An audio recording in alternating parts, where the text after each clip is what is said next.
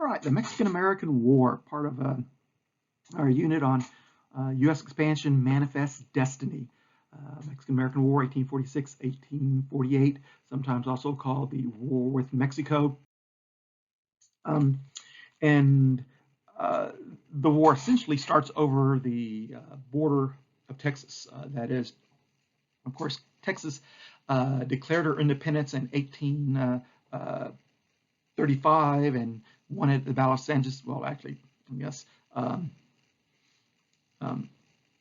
declared their independence in March of 1836 and declared and earned their independence in April of 1836 at the Battle of San Jacinto. They had become, of course, their own republic, their own country for a number of years, and then decided to join with the United States and be annexed by the United States in late 1845. But Mexico had never recognized Texas as a country, still sort of believed it was part of Mexico. However, when Texas was making preparations to join the United States, at last the Mexican government told Texas that if it remained a republic, Mexico would recognize Texas as an independent country. But by that time, Texas had already made plans to join with the United States and did so by late 1845. Of course, Texas, when it joined with the United States, claimed its border was the Rio Grande River. Mexico claimed the border of Texas and Mexico was the Neches River, and there were several hundred miles difference between the two. So as Texas joined the United States President, new President James K. Polk, would send in troops, U.S. troops, into that area all the way down to the U.S. What they believe was the U.S. border, the Texas border, that is the Rio Grande River. Mexico, meanwhile, sent part of its army up past the Rio Grande River to the north towards the Neches River, because that's what they believed was the border between Texas and now the border between the United States and Mexico. Oddly, when you have two countries claim the same piece of land, that's could lead to hostilities. But when you have two different armies from those two different countries in the same place at the same time in that disputed land, that's almost certainly going to be causing some hostilities. To work out those hostilities, James K. Polk sent a negotiator to Mexico City, a guy named James Liddell, and he was authorized to spend up to $30 million to settle this border dispute. First of all, the United States would offer to pay its own citizens, U.S. citizens, $3 million, which U.S. citizens had sued Mexico in various different forms over the years, but then also give Mexico up to $30 million, not just for recognizing the border of Texas was the Rio Grande River, but also for the purchase of California, Alta California, which the United States was really interested in buying. Of course, Mexico was now, of course, sort of insulted, but even more so, Mexico itself was somewhat divided.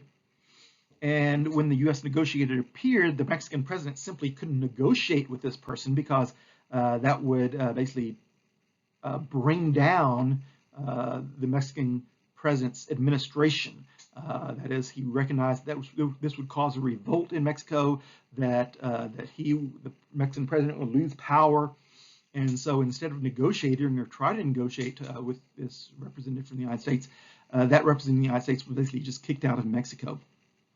Meanwhile, part of the U.S. Army arrived in Texas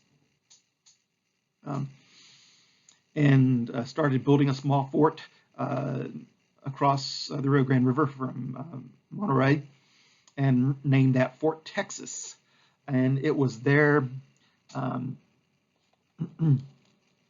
April of 1846 that a small U.S. cavalry detachment of 70 men were proceeding outside of Fort Texas and met a larger 2,000-man Mexican military force.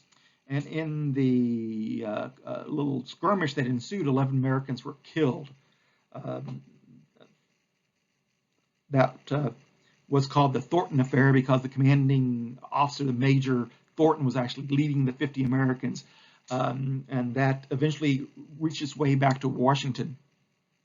And of course, the U.S. President, James K. Polk, would then ask the United States for a state of war against Mexico, claiming that American blood had been shed on American soil. That is, that Mexican troops had attacked Americans north of the Rio Grande River.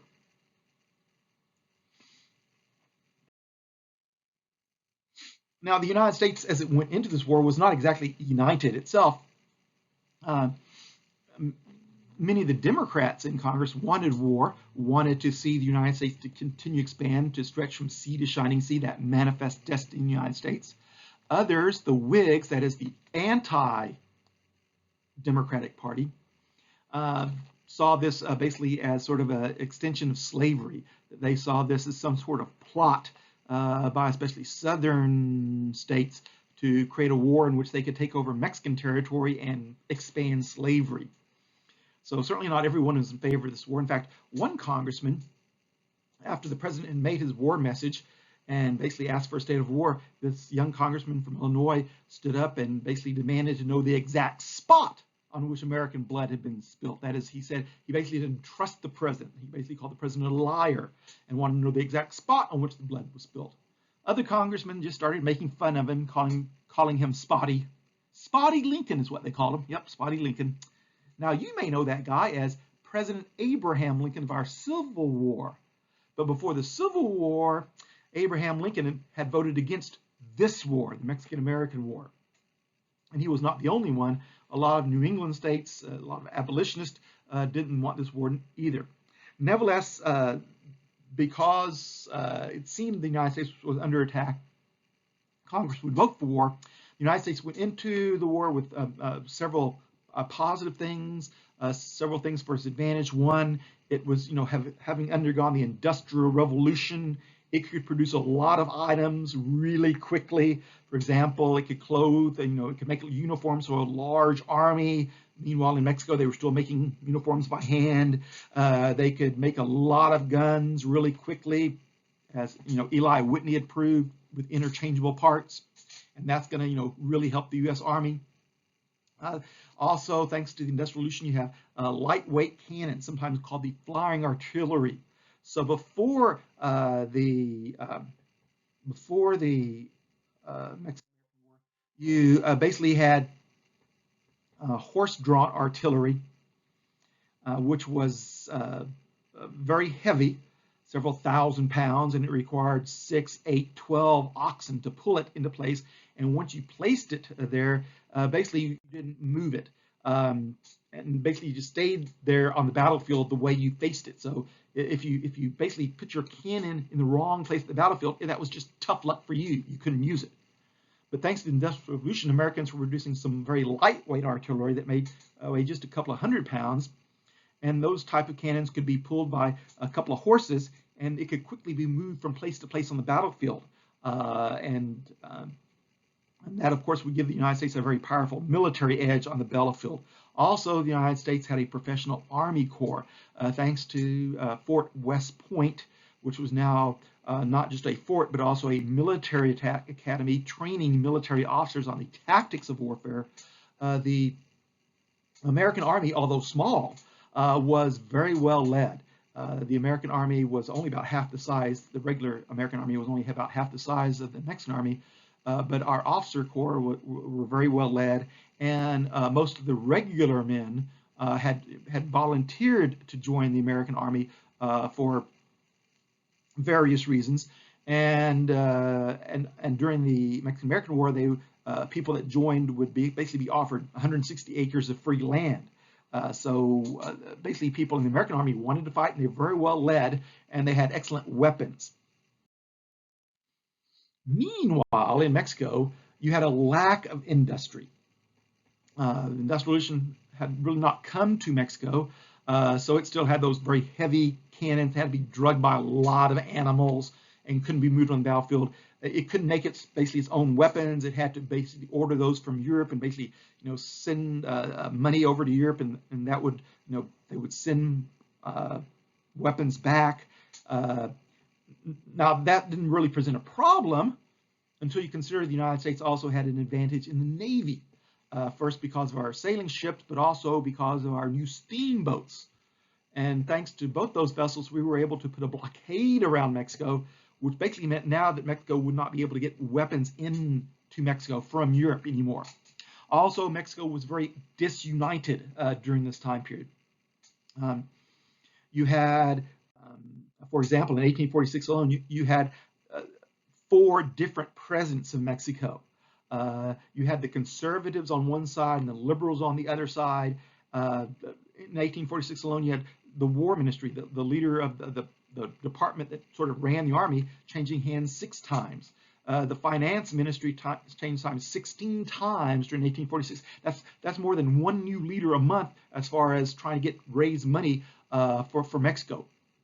And of the 19 Mexican states that formed the Mexican Federation at the time, only 7 of them sent money or soldiers to the war effort. So Mexico was very disunited. In many ways, it was still sort of a country run by just very rich people, and the rich people themselves disagreed with each other. And at the time, of course, even in the United States, many people sort of saw state loyalty above national loyalty, although that was changing in America at the time. But in Mexico, you not only had state loyalties, but you also had village loyalties. People were not very mobile at the time.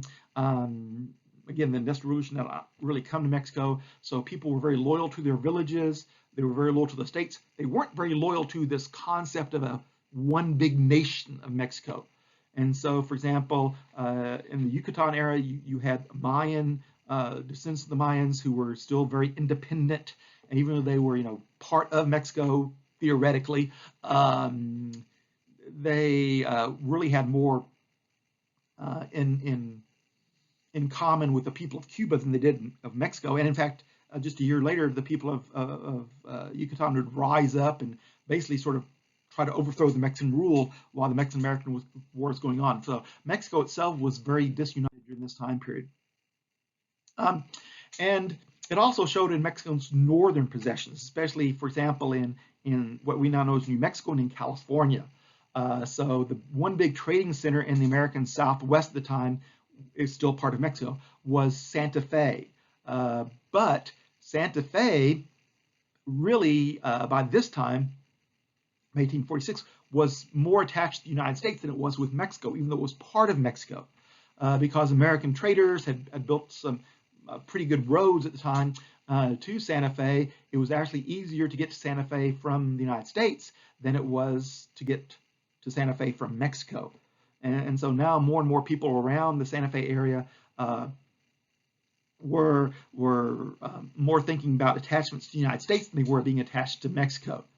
And probably during this time, in what we now know as Santa Fe and Utah and New Mexico and Arizona, those sorts of places, you probably have maybe 40,000 or so non-Indian citizens of the area. And then in California, you probably only had about 14,000 non-Indians that were living there.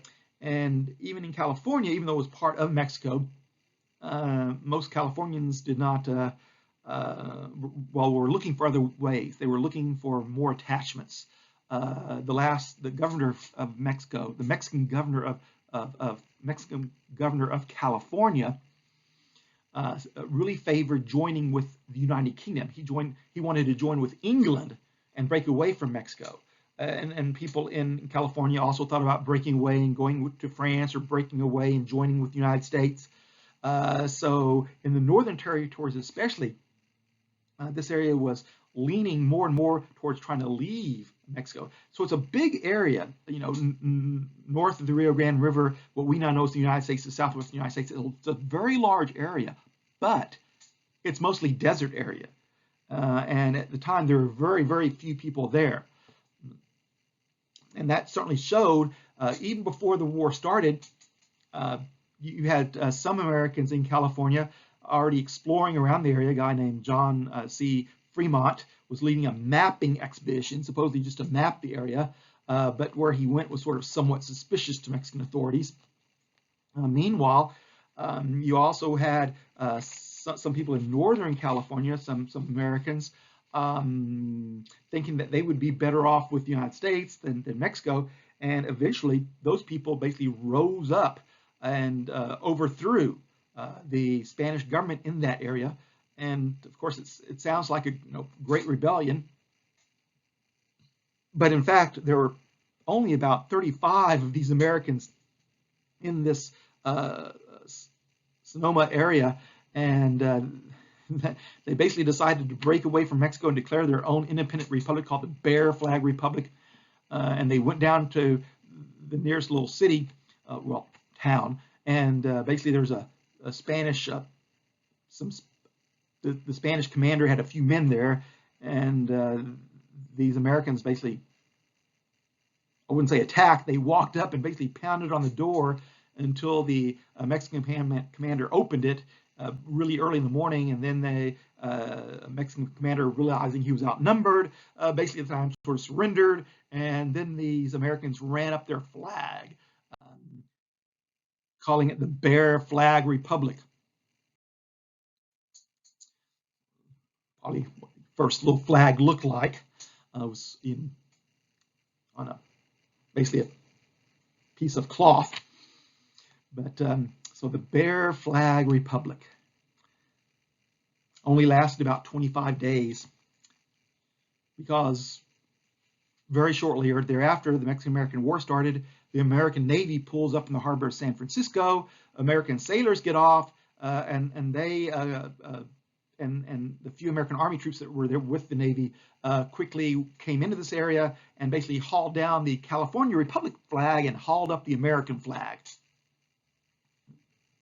Of course, eventually California would sort of take this flag and run with it. So today, you have the official California flag, the California Republic. But it wasn't like the Texas Republic. Texas was its own country for basically 10 years. It had multiple elections during those time periods. You had a Texas Congress that met and made laws for the country of Texas. You had the presidents of Texas. Texas had its own army and its own navy, and operated as a country for almost 10 years. The California Republic lasted less than a month, and it had none of those things. So, it's a really nice shirt design and a flag design, but as far as being its own independent country, no. So sorry. It's basically U.S. military forces that entered into California and took it over very, very quickly. Although there was some fighting down in the Los Angeles area, but within a few months, that was quickly worked out, and basically California was quickly seized. Meanwhile, Santa Fe, when the war started, Mexican-American War started, Stephen Kearny led several hundred men into Santa Fe and basically just sort of said, "We're here," and supposedly the Mexican army that was defending it basically said, "Okay, you win." There wasn't much fighting at all in this southwestern area, simply because, first of all, there weren't many people, and also, again, many of these Mexican citizens that lived in these areas were so far away from central Mexico, they had developed attachments to other areas, including the United States at the time. So 1846.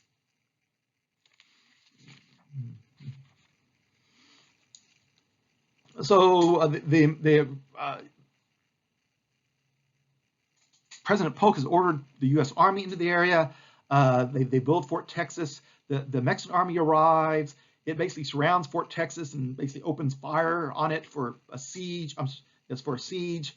During that, like a week or so siege, where the Mexican troopers are firing their cannons at the fort. Two of the 500 soldiers inside the fort actually get killed. One of them is actually the leader of the fort, a guy named Major Brown, Jacob Brown. And so after the siege of the fort is lifted, they renamed the fort Fort Brown after the commander that was killed. And of course, eventually a little city springs up around it called Brownsville, still there today. Meanwhile, the U.S. Army was fighting its way to the scene at Fort Brown, and that leads to one of the first, I guess, battles of the war at Palo Alto. Now, in almost all these battles, actually, I think all of them, against Mexico and the United States, Mexico almost always has the bigger army, and it certainly did at Palo Alto. However, the Americans had the flying artillery, those lightweight cannons, and that really helped the American army break through and relieve and arrive at Fort Texas, now Fort Brown, to help those people out. Then the Texans proceeded out of Fort Brown, were met by another, the same Mexican army that had retreated, and at the Battle of Resaca de la Palma, the Americans managed to capture basically the artillery of the Mexican army, and at that point the Mexican soldiers simply started to retreat and run away. Of course, we also have to remember that most of the Mexican army were conscripts. They were made to join. People came by to your village in Mexico and they said, we want you to join, you're joining, and they took you along. So many of the conscripts, many of the soldiers that were fighting for Mexico had been forced to join. They weren't very well trained. The officers were usually sort of the rich people who liked to be an officer because that gave you some type of a title and it made people look up to you. But even many of the officers weren't trained themselves. The generals in the Mexican army tended to be somewhat well trained and of course had some experience in fighting battles. So the first couple of battles, of course, go well for the Americans, as does the effort to free Santa Fe and the effort to free California. As the American army starts to grow because more and more of the American army is arriving, and by this time they're asking for volunteers, and many, again, basically these volunteers are getting paid not in money, but they're getting paid in land, and so you have more and more volunteers arriving from these American militias. So the American army is actually growing bigger during the war. So after the Battle of Resaca de La Palma, American troops start to move and attack into Mexico. The Battle of Monterrey was the next major battle of the time, and that was basically the American troops trying to capture the Mexican city of Monterrey. It did have a very nice big wall around it, except for the fact that the strong points of the city were so far from each other that it was really easy for the Americans to concentrate all their firepower and all their manpower and capture one strong point, and then go to another strong point and capture that, and go to another strong point and capture that. So eventually they captured the city of Monterrey. The Mexican army retreated, and Americans moved further into Mexico. And the next major battle was the Battle of Buena Vista. The Battle of Buena Vista. The Americans were really outnumbered by this time. Santa Anna was now leading the army of Mexico, and he had tried to bring all 20,000 soldiers up from Mexico City. Only about 15,000 made it, but that was still like 3 or 4 or 5 times the number the Americans had. And at first, the battle went badly against the Americans, and American troops started retreating. But then the volunteers from Mississippi, the Mississippi Rifles, led by Jefferson Davis, basically made a strong stand on the road, and that forced the Mexican army to basically stop advancing for a while, and that allowed the Americans to get reorganized. Of course, Jefferson Davis would later go on to be president of the Confederate States of America. But the Americans then brought in their flying artillery, and together that made all the distance, it basically pushed the Mexican forces back.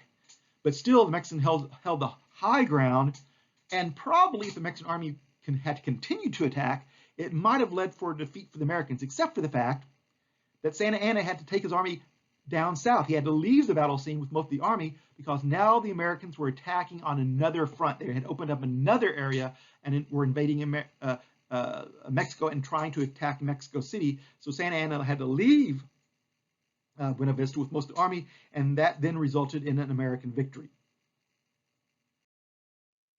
So in 1846, Mexico won no major battles. They won a few skirmishes.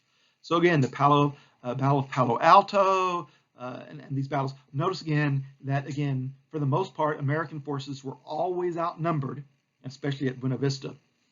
But thanks to the flying artillery, and probably also thanks to the excellent officer corps, the excellent leaders the U.S. had, that made all the difference. And so in 1846, Mexico won no major battles.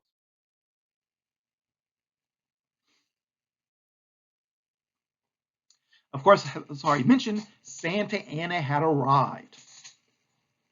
Now, you might remember, or might not, that the last time we left Santa Anna, he had been captured by Sam Houston on the battlefield of San Jacinto. And of course, many Texans had wanted to kill Santa Anna for the massacre at the Alamo and the massacre at Goliad. But Sam Houston realized that he needed to keep Santa Anna alive to get Texas independence. So Santa Anna had been sent, after he signed the Treaty of Velasco's, Santa Anna was sent to Washington, D.C., where he lived for a while. The Mexican government at this point didn't want Santa Anna back. Eventually, the Mexican government did allow Santa Anna back, but they basically kept him near his home near Veracruz, his ranch near Veracruz. But then in 1842, the French invaded Mexico. The French wanted money for damages Mexican people had done to French citizens living in Mexico. In fact, the little, what they call the pastry war, had started in Mexico City, where sort of a restaurant had been destroyed by Mexican citizens, and the French baker had sued Mexico and won some money, except the Mexican government wouldn't pay the money. So the French had sent over some of their fleet and some of their soldiers to basically get the money that the Mexican government owed them. And Santa Anna, even though he was no longer part of the Mexican army, when he heard about the French invasion at Veracruz, he put on his old uniform, he got on his horse, he rode out, he rallied the Mexican troops that were fighting the French, and he managed to turn the French back, at least that day. In the process, however, his leg was injured in a cannon blast. And even though Mexican doctors wanted to cut off his leg, Santa Anna refused and said he'd rather die than lose the leg. But eventually, he did lose the leg. They couldn't save it. But nevertheless, he becomes a hero. And because he is a hero and he sacrificed at least his leg, and he was willing to sacrifice his life for his country, he became president of Mexico again in 1842. Now, he quickly spent a lot of money being president of Mexico. In fact, he buried his leg in a very elaborate ceremony in Mexico City. He had this big funeral for it. He had this big celebration for it. It was very ornate, and he had a big monument built over his leg. And then he went about for the next year and a half throwing parties for all of his friends and basically bankrupted the Mexican government. So 1844, the Mexican people had risen up. In fact, some of the Mexican people had gone to the monument and basically dug up his leg and were basically dragging around town, shouting "Death to the cripple." Santa Anna, now of course having a wooden leg to replace the one that he lost, had to flee from Mexico, and he ended up in Cuba. And when the Mexican-American War starts, Santa Anna is in Cuba. And Santa Anna then sends a message to the U.S. President, President Polk. And Santa Anna basically says, look, President Polk, I know what you want. I know you don't want a war. I know you want California. I know you want the Texas border, the Rio Grande. I know you want California. And President Polk, if you will allow me to sail to Mexico, if you will allow me to sail past all of your Navy warships that are guarding the border, I will do what I do best. I'll become president of Mexico again, and then I will give you California. I will sell you that border of Texas. I will sell you California. And so President Polk says, well, that sounds like a good idea. So President Polk allows Santa Anna to get on a ship at Cuba and sail past the American blockade. He sails past the American warships that are guarding the coast of Mexico. And Santa Anna then arrives at Veracruz, and almost as soon as he's off the ship, he goes, "Viva la Mexico! Come to me! Let's kill some Americans!" That is, he double crosses our president, and he becomes general and eventually president of Mexico again. And of course, one of the first jobs that he has, he is to stop this American army from attacking in the north, and he's taken almost all the Mexican army up to the north to defend Mexico. But meanwhile, the American president has decided to invade Mexico from the south. He's decided to invade Mexico from another direction, especially since this general in charge of American forces in the north, Zach Taylor, has been winning battle after battle. And American newspapers and the press love American generals who win battle after battle, which means Zach Taylor, the general, is becoming a national hero. And the President of the United States, James K. Polk, is worried that this new national hero, the general, might win the next presidential election. So basically, Polk orders General Zach Taylor, who's on the Texas border, to stop attacking in Mexico, and he finds someone else to attack in a different direction. His name is Winfield Scott, who was known as a great tactician, a great military mind in America at the time.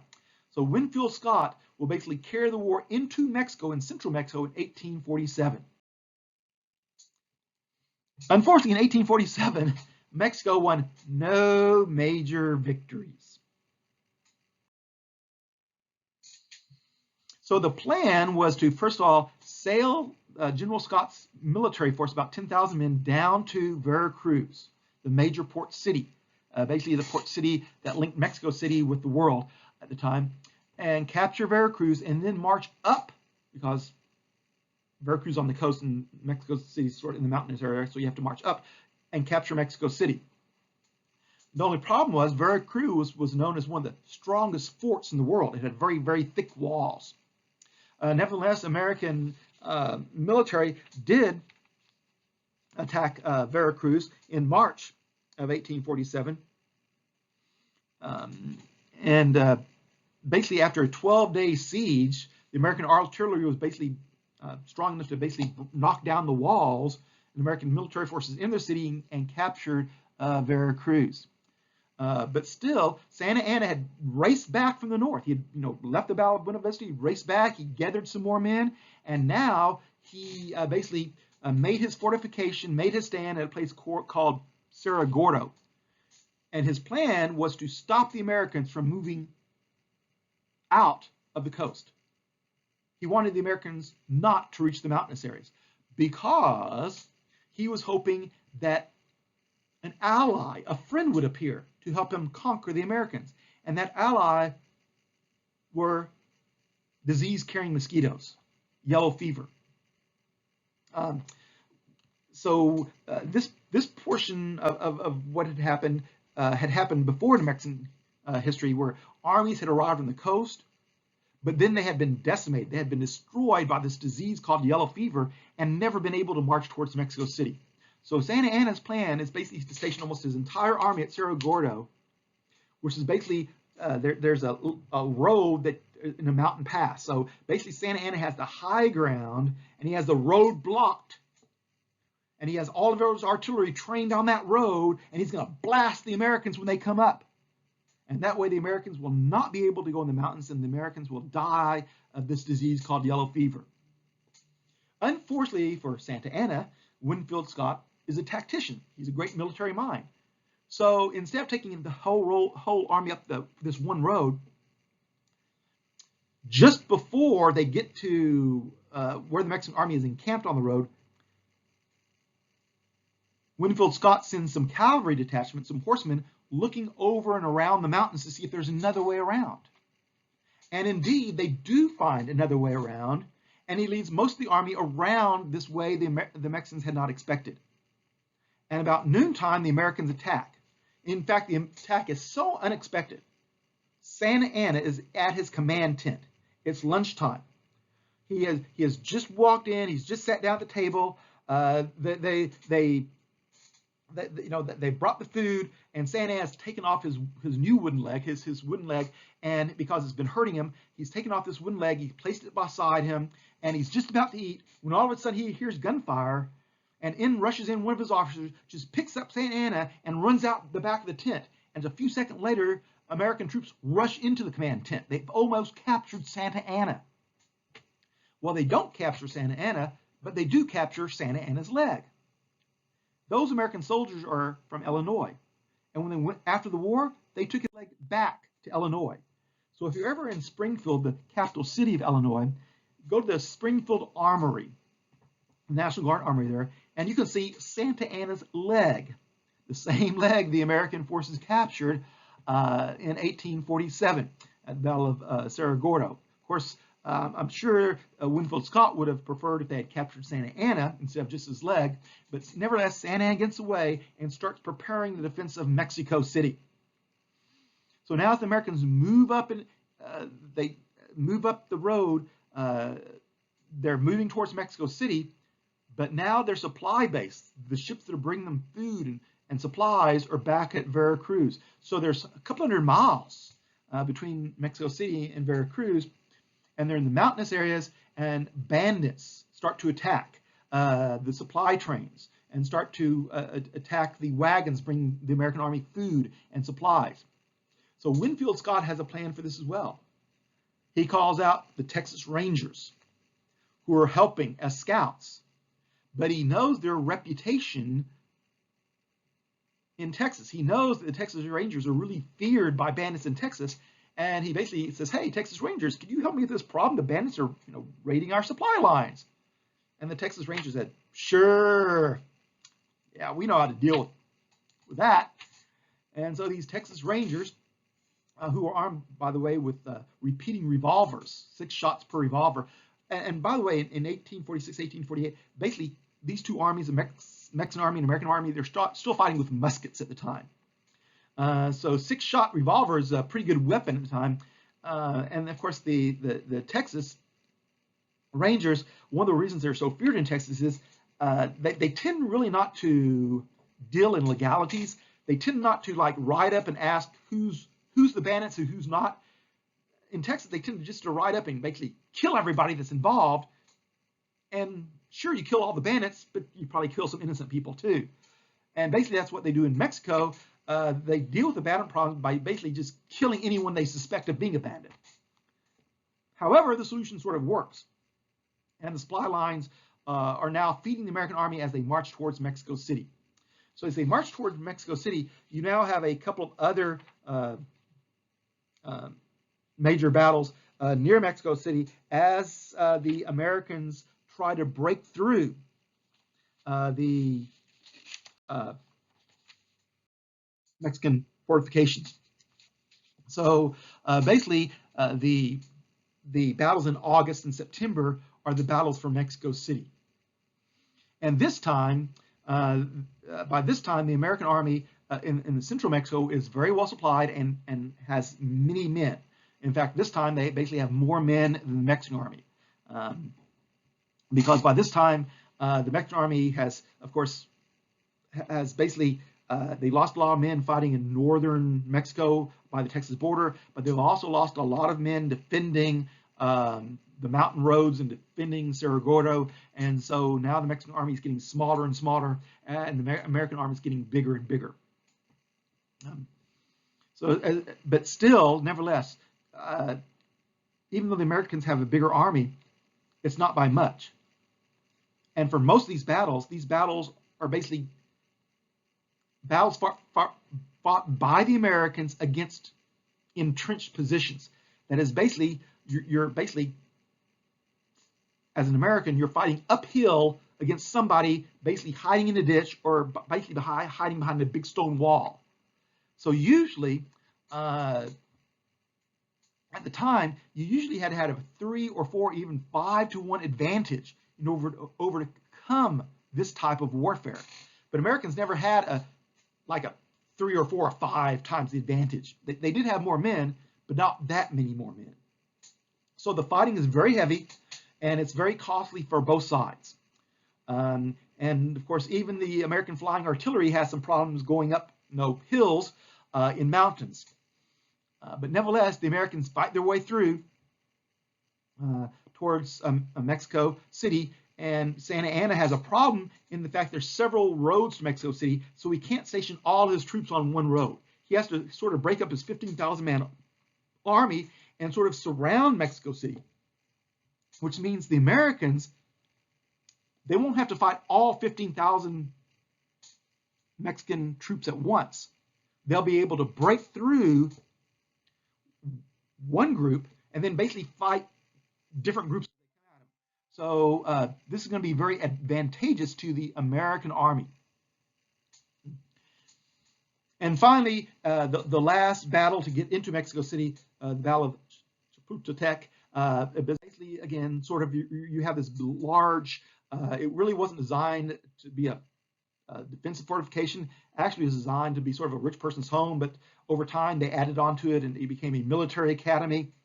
And its walls were very thick, whatever. And now the Americans were fighting through this. But again, not the entire American army, because again, just as Santa Anna had to spread out his troops, the American army had to spread out their troops a little bit as well. So here at this battle, the last battle for Mexico City, you basically had about 1,000, well, a little less than 1,880 guys in the castle, and you had about 2,000 Americans attacking. Of course, some of those people defending the castle, because it was a military academy, were young people your age. There were 13 and 14-year-olds and 15 and 16-year-olds that had been training to be soldiers and eventually officers. And eventually the Americans break through the Mexican lines, and the commanding general, the Mexican general, calls a retreat. But some of these young people refuse to go. There are at least 6 of them that says, no, we'd rather fight and die right here for our country than run away. And so these are called the boy heroes, Los Niños of Chapultepec. And there are many famous drawings of one of these young men who would rather face death than run away. And again, they're fighting for their homeland. And one of them, one of these young men, at the very end, as the Americans were bursting through, the Mexican flag that was flying over the fort, he took that flag, wrapped himself in it, and rather than having that flag captured, he then jumped off the castle to his death. So these young people are still celebrated in Mexico today. So in 1847, Mexico won no major battles, and Mexico City was captured.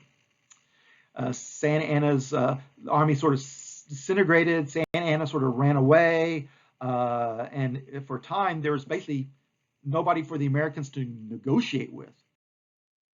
When the American army under Winfield Scott enters Mexico City, at least part of Mexico City actually welcomes them. The rich people of Mexico City actually welcome them, because the rich people of Mexico City are afraid that with Santa Anna's army gone, that the poor people of Mexico will come kill them.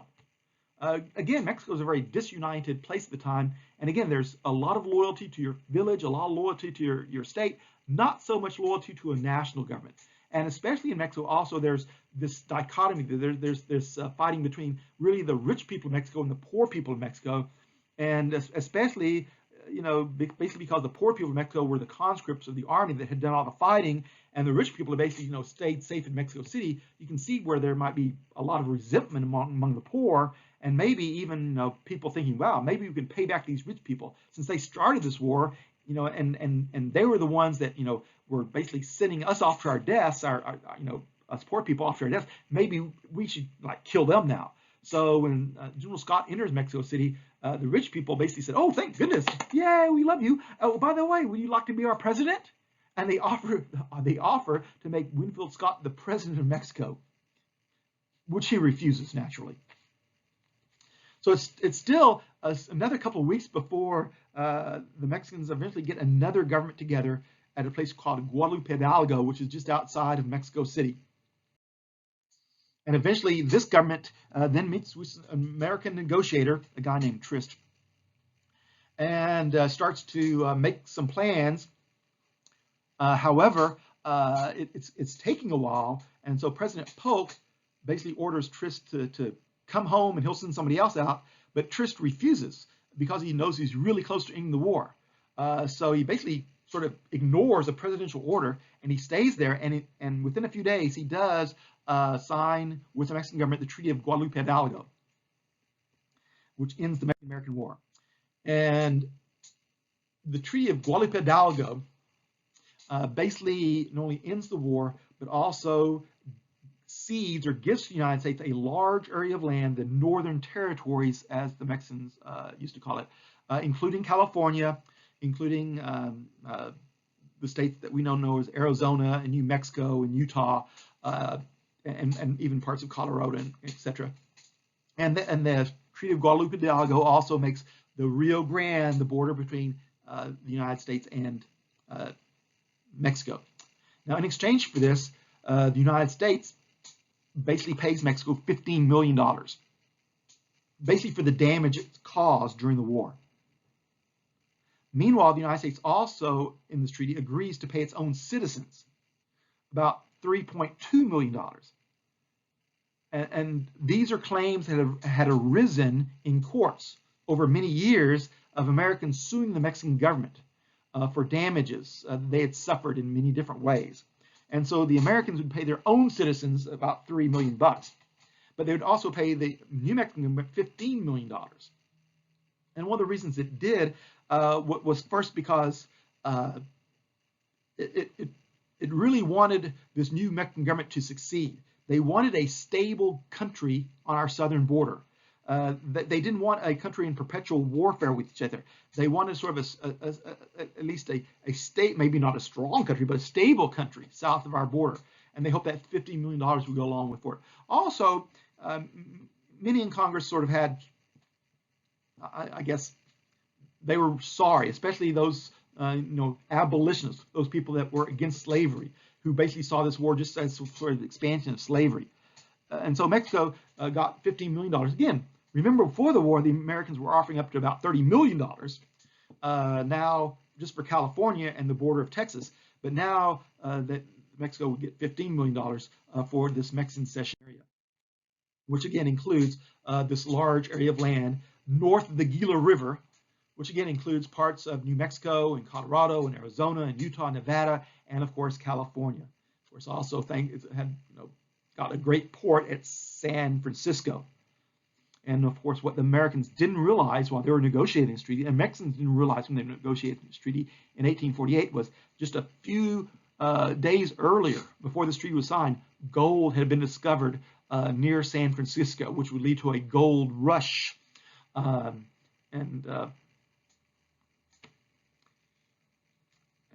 of course, the signers, again, near Mexico City, had no idea this had happened. So the big heroes of the war were General Zach Taylor and General Winfield Scott, as far as the American sides were concerned. There are two great heroes of the Mexican-American War. General Winfield Scott would later go on to be the leader of the entire American Army, and he was the leader of the entire American Army up to basically the start of the American Civil War. General Zachary Taylor, he had gotten so popular, he would have become the next president of the United States. Meanwhile, some of those officers who had graduated from West Point and had led the Army during these battles, not the generals, but the officers like the captains and the lieutenants that had really led the men in these battles, they would become names in the next American War, the American Civil War. So American officers who fought in the Mexican-American War, who would fight for the United States during the American Civil War, Ulysses S. Grant, who would become one of the major generals of the war and later President of the United States, General McClellan, William T. Sherman, who became a very famous general during the Civil War, George Meade, Burnside. Meanwhile, some of those lieutenants and captains would join the secessionists and try to leave the United States during the Civil War. People led Robert E. Lee, who would lead, of course, the Confederate Army. Stonewall Jackson, who became, again, very famous American personality both in the North and South. James Longstreet, Johnston, and the future President Jefferson Davis as well. So the Mexican-American War, although basically only lasting 2 years, was a really game changer for America. It sort of completed what we thought was our manifest destiny to stretch from sea to shining sea. Of course, it gave us this land, which at the time was really considered, maybe California was really considered the good part about the land, because it had, places where you can grow things and had nice rivers and this nice port. So that's really why the Americans wanted it. It was really why the Mexicans wanted to keep it. And of course, Santa Fe was somewhat important to the Mexicans. But really, that desert area basically from Texas all the way to California, people didn't think much of it. It's only later they discovered oil and natural gas and large minerals that would help make America rich from this area. So the Mexican-American War was an important event in American history, leading to our manifest destiny, leading to the United States stretching from the East Coast to the West Coast, leading to America becoming even wealthier than it was. Of course, also, it helped lead to the Civil War, because almost as soon as America gets this new area, Americans start arguing about whether it should be free or slave. Of course, many Southerners said, oh, hey, we'll just keep on moving west and take our slaves with us. Meanwhile, many Northerners say, no, you won't. This area that we fought for, all of us fought for, it's going to be free area. And eventually, this helps lead to the American Civil War, a war in which 1 out of every 50 Americans dies, or to put it a little bit better, a war in which 1 out of every 25 American males dies. Of course, for the poor Mexican government, within just a few short years, from 1836 to 1848, but basically within a 10-year period, they had lost basically 50% of Mexico, what they claimed was Mexico from the Spanish. Remember, the Mexicans took it over from the Spanish in 1820-21, and they had claimed all this northern area that had been Spanish territory at one time. Even though there had never been a very large population there, they had still claimed it. And now they had lost half of the land they claimed. So at one point, I think it was 1.7 million square miles, and by the time after the Mexican cession area, Mexico was down to about 800,000 square miles, which is still a really big country, but still. So of course, as a Mexican citizen, especially at the time, you'd probably be very resentful of this United States sort of taking this land. But also at the time, if you're in Mexico, you really don't have time to blame the United States because you're fighting with each other. You're still disunited. So the $15 million that the U.S. paid for the Treaty of Guadalupe Hidalgo, Mexican cession area, did not create a stable Mexican government. In fact, it just led to more infighting between the rich people and poor people of Mexico, between the centralists and between the liberals, between all these different groups. And that was really unfortunate for Mexico.